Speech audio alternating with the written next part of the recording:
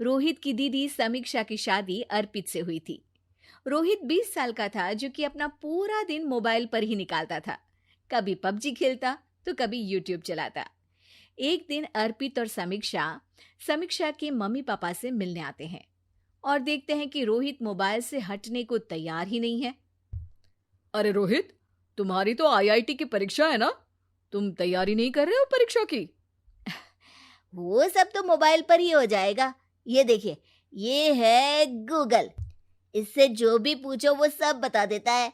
तो आखिर कागज क्यों बर्बाद करूं? अरे पर तुम इन प्रश्नों की तैयारी बिना लिखोगे कैसे? उसमें क्या है, ये देखिए नोटपैड, बिल्कुल कॉपी जैसा है, इसी पर कर लूंगा। हम जब तुम्हारी उम्र के थे तब हम दोस्त मिलकर प्रश्न हल किया करते थे। उससे हमारी हैंडराइटिंग की भी प्रैक्टिस हो जाती थी और समय का भी अंदाजा लग जाता था। और फिर साथ में हम एक दूसरे की मदद भी कर देते थे अगर कोई अटक जाए तो।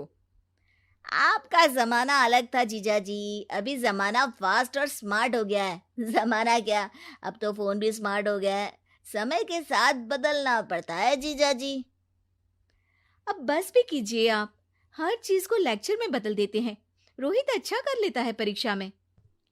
इतने में अर्पित के सास ससुर जी आ जाते हैं हॉल में और अर्पित इस बारे में बात नहीं करता। हालांकि अर्पित को लगता तो है कि पूरी तरह मोबाइल पर लगे रहना सही नहीं है, पर वो इस बात को और नहीं छेड़ता। ऐसे ही 2 दिन निकल जाते हैं। समीक्षा, मुझे काम से फोन आया था, मुझे वापस काम पर लौटना पड़ेगा। पर हमें आए हुए तो 2 ही दिन हुए हैं। अभी चले गए तो माँ और पापा को अच्छा नहीं लगेगा ना।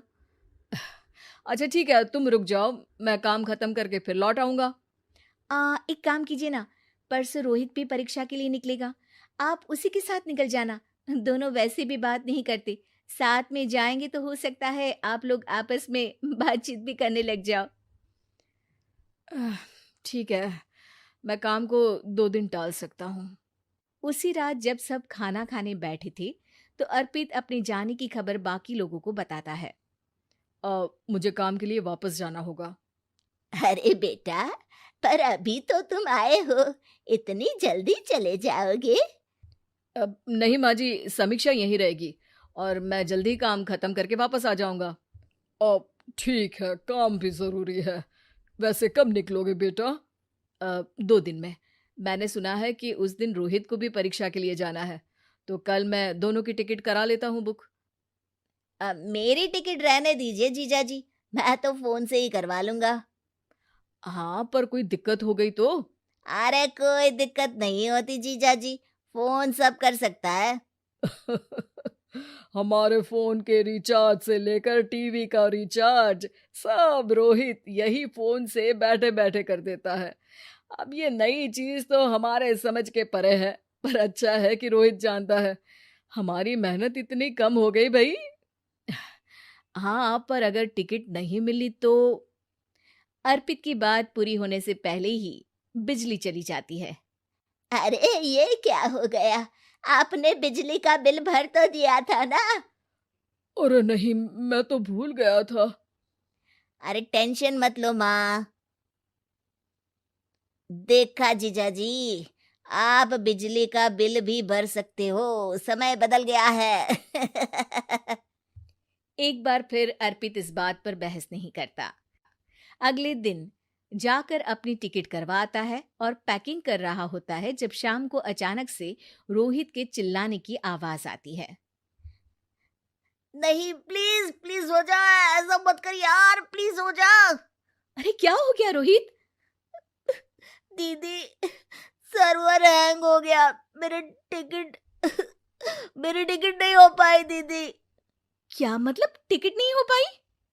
इतने में वहां रोहित के मम्मी और पापा भी आ जाते हैं। अरे क्या हो गया? माँ, मेरा टिकट नहीं हो पाया, सर्वर डाउन हो गया। अरे पर तूने तो बोला था कि हो जाएगा। हो जाता है, पर अब क्या करूं, ये क्या हो गया? अब कल की तो कोई बस भी नहीं है, ना ही अब टिकट मिलेगी ट्रेन की कल के लिए। मुझे तो कोई रास्ता नहीं दिख रहा। अब फिर लगता है मेरा ये साल बर्बाद हो जाएगा। घर पर एकदम से दुख का माहौल छा जाता है और सब रोहित को डांटते हैं, पर इतने में अर्पित वहां आ जाता है। आप सब रोहित को क्यों डांट रहे हैं? आपने ही तो उसे बढ़ावा दिया था ना। लेकिन इसकी लापरवाही के कारण इसकी परीक्षा छूट जाएगी। इसने तो हमसे कहा था कि टिकट हो जाएंगे। हे भगवान, अब क्या होगा? चिंता करने की कोई बात नहीं है। मैंने एक एक्स्ट्रा टिकट करवा ली थी। मैं समझता हूँ कि मोबाइल हमारा ही काम आसान करने के लिए है, पर उस पर ही पूरी तरह से निर्भर होना तो गलत बात है ना। रोहित टिकट को देखकर बहुत खुश हो जाता है और जोर से जाकर अपने जीजाजी के गले लग जाता है। सॉरी जीजाजी, मुझे आपकी बात ध्यान से सुननी चाहिए थी, पर थैंक यू सो मच। हाँ बेटा, तुमने तो इसका भविष्य बचा लिया। शिक्षा, दूसरों से मदद मांगना गलत नहीं, पर दूसरों पर निर्भर हो जाना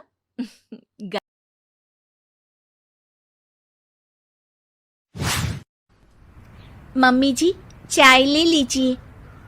अरे कल मुही, तेरे हाथों से तो चाय पीते हुए भी डर लगता है, कहीं इससे तेरा रंग मुझ पर ना चढ़ जाए।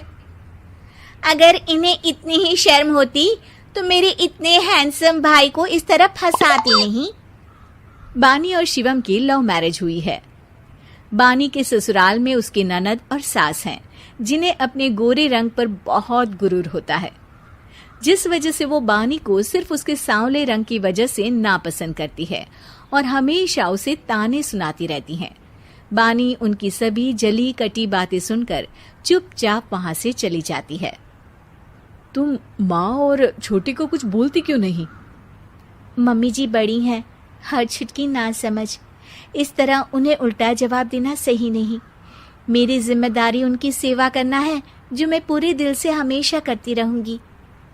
ऐसा बोलकर बानी रसोई में जाकर रात के खाने की तैयारी करने लगती है। रात को खाना खाते हुए बानी की सास उसे कहती है, कल मैंने अपनी फ्रेंड्स के साथ किटी पार्टी रखी है, समय से सारा खाना बना देना और अपना मनहूस चेहरा लेकर ज्यादा उनके सामने मत आना, समझी? माँ, बानी आप दोनों की कितनी परवाह करती है, फिर भी आप उससे इतना बुरा व्यवहार क्यों करती हैं? अरे एक तो लव मैरिज करके इस कलमुही को हमारे सर पर लाकर बिठा दिया और अब हम इसे कुछ बोल भी नहीं सकते क्या? भैया तो इनकी तरफदारी करेंगे ही, आखिर इन्होंने पूरी तरह उन्हें अपने वश में जो किया है। जिसे जो करना है करे, बस कल मेरा सारा काम समय पर हो जाना चाहिए।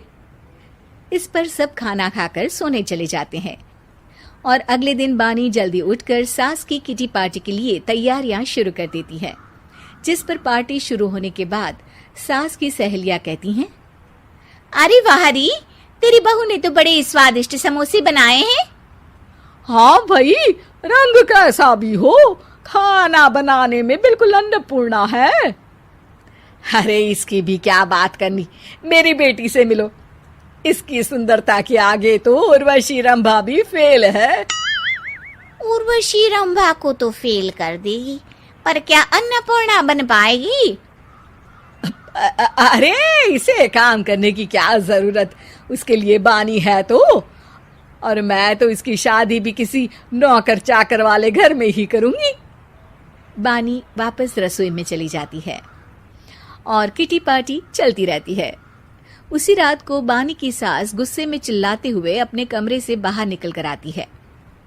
हाय रे, चोरी हो गई मेरे पैसे, पक्का इस कलमुही की वजह से हुआ है ये सब। अरे क्या हुआ माँ, कौन सा आसमान टूट गया? अरे आसमान तो उसी दिन टूट गया था जब तू इस कलमुही से शादी करके इसे घर में ले आया था। खुद तो आई ही, अपने साथ साथ मनहूसियत का काला साया भी मेरे घर ले आई। अरे हुआ क्या माँ? अरे मेरी तिजोरी में रखे पैसे कहीं गायब हो गए, सुबह ही देखा, अरे यहीं रखे थे। क्या आप मुझ पर चोरी का इल्जाम लगा रही हैं? अरे काली बिल्ली पर भी क्या कोई मनहूसियत का इल्जाम लगाता है? ऐसा बोलकर बानी की सास वहां से चली जाती है, जिसके बाद शिवम और बानी बात करने लगते हैं। देखो, मम्मी की बात का बुरा मत मानना, वो बस परेशान है ना, इसलिए कुछ भी बोल गई। वो परेशान नहीं, मुझसे नफरत की वजह से ऐसा बोलकर गई हैं।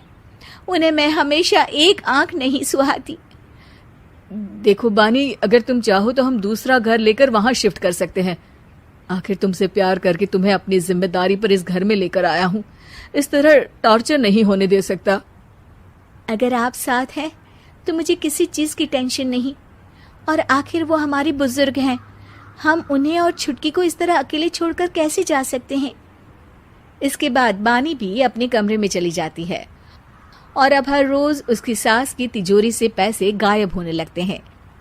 इसी तरह कुछ समय बीत जाता है और वो हर बार हर चीज का इल्जाम बानी पर लगाती है, पर बानी कभी कुछ भी नहीं बोलती।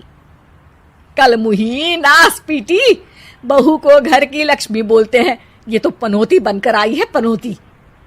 एक रात बानी की सास को आधी रात में प्यास लगती है तो वो पानी पीने रसोई की तरफ जाती है। तभी उसे अपनी बेटी के कमरे में कुछ आवाज सुनाई देती है। हाँ हाँ, मैंने मम्मी की तिजोरी से हर रोज थोड़े थोड़े पैसे निकाल कर हम दोनों के लायक खूब पैसे इकट्ठे कर लिए हैं। और मम्मी आज तक उस सब के लिए भाभी को ही जिम्मेदार समझती है। तुम बस जल्दी से आकर मुझे यहाँ से ले जाओ और हम कहीं दूर जाकर शादी कर लेंगे। मम्मी को कुछ पता नहीं चलेगा, सब मुसीबत खत्म। अपनी बेटी की ये सारी बातें सुनकर बानी की सास भौंचक्की रह जाती है और अपने कमरे में वापस चली जाती है। जब अगली सुबह बानी सास के कमरे में आती है, मम्मी जी क्या बात है, आज आप कमरे से बाहर ही नहीं आई? आपकी तबीयत तो ठीक है ना? क्या छुटकी कमरे से बाहर आई या तुम उसके कमरे में गई? नहीं नहीं, क्यों, जाना है क्या? मैं अभी चली जाती हूँ। नहीं, कोई कहीं नहीं जाएगा। इस पर वो बानी को साथ लेकर कमरे से बाहर आती है जहाँ शिवम भी होता है। वहाँ उसकी सास बोलती है, छुटकी मेरी तिजोरी के सारे पैसे लेकर अपनी माँ के बारे में कोई ख्याल करे बिना किसी लड़के के साथ घर छोड़कर चली गई। और बहू, तुमने मुझ जैसी सास की सेवा करने के लिए अपने ही पति के साथ दूसरे घर जाने से मना कर दिया। मैंने हमेशा तुम्हारा रंग देखा अच्छा ही नहीं, जो मेरी सबसे बड़ी गलती है। मुझे माफ कर दे बेटा। और इसके बाद बानी की सास कभी अपनी बहू की तारीफ करते थकी नहीं।